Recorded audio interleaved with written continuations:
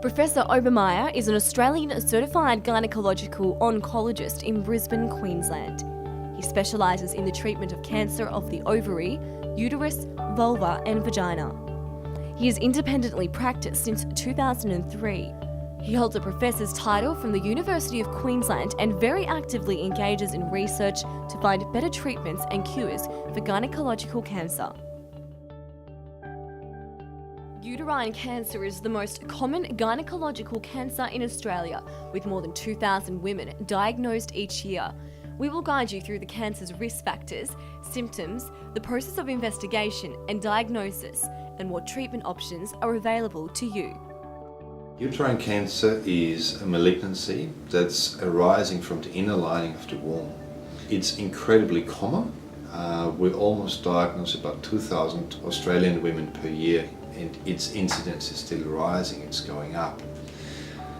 Most of those uterine cancers though have a very good prognosis. Only about 20% of uterine cancers are very aggressive cancers. There are certain risk factors leading to uterine cancer.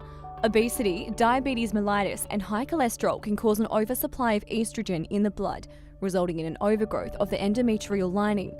Another risk factor is hereditary development, where the patient has inherited genes from their mother or father. If the patient has had a history of breast cancer and has received treatments for the disease, this is also considered a high risk factor in developing uterine cancer. Most women who are diagnosed with this type of cancer are menopausal and aged 50 years or over. A common symptom of uterine cancer, which occurs in 90% of cases, is abnormal bleeding. This is where the patient will experience a blood-streaked flow or even just spotting. After menopause, any vaginal bleeding or spotting is abnormal. If bleeding or spotting occurs, women will need to see a specialist. In the case of abnormal vaginal bleeding, women will need a gynaecological exam of their pelvis and an ultrasound. If the thickness of the inner lining of the uterus is more than 3 millimeters, then a biopsy is required. A biopsy can be performed under general anaesthetic or awake in the surgery. However, this is not often possible for women who have never given birth or elderly women. The biopsy will allow Professor Obermeyer to confirm or exclude the diagnosis of cancer by examining the tissue scrapings. If cancer is diagnosed, the next step is determining the stage of the tumour, which identifies if the cancer has spread elsewhere.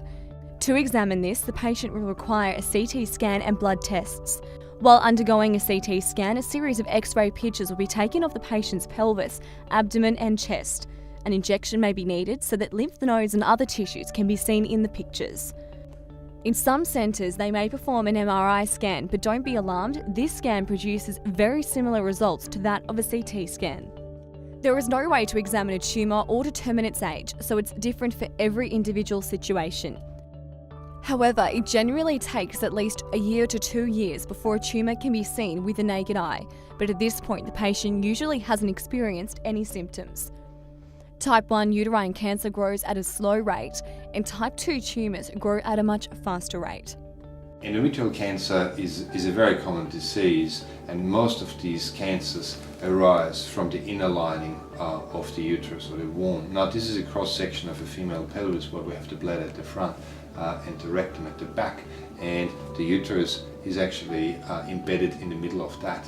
Now, most cancers present with a period of abnormal bleeding, and that can indicate cancer, and that bleeding comes actually from this inner layer of the uterus. When treating uterine cancer, surgery is a key element in the process. Recent studies suggest that laparoscopic or keyhole surgery is far more superior in delivering great results than open surgery. During the procedure, the uterus, cervix, tubes and ovaries will be removed, and often lymph nodes need to be biopsied. These lymph nodes drain lymphatic fluid from the legs and pelvis and may contain cancer cells.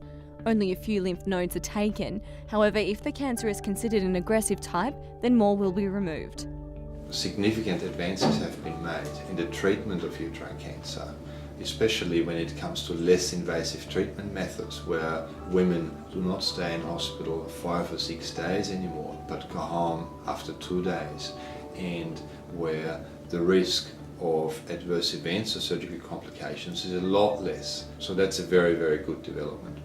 A vast majority of patients do not need any further treatment after surgery, but will need to be seen for regular follow-up consultations. However, women with aggressive features of the cancer or patients in whom the cancer is spread will be recommended radiation treatment or chemotherapy. Radiation treatment is very effective in minimising the risk of recurrence, as women who are diagnosed with aggressive cancer types can often experience recurrence in the vagina or pelvis. Chemotherapy is also very effective but targets the whole body and not just the pelvis. In rare circumstances, a combination of radiotherapy and chemotherapy will be recommended. Look, the surgery went really well. Within probably about 6 weeks, 7 weeks, I was feeling really on top of the world, and my life has been really good. I've got a very, high functioning job, and I'm still working, and I enjoy my work, and so everything's really, really good. Yeah, really enjoy life. Life's wonderful. Yeah, so it's good.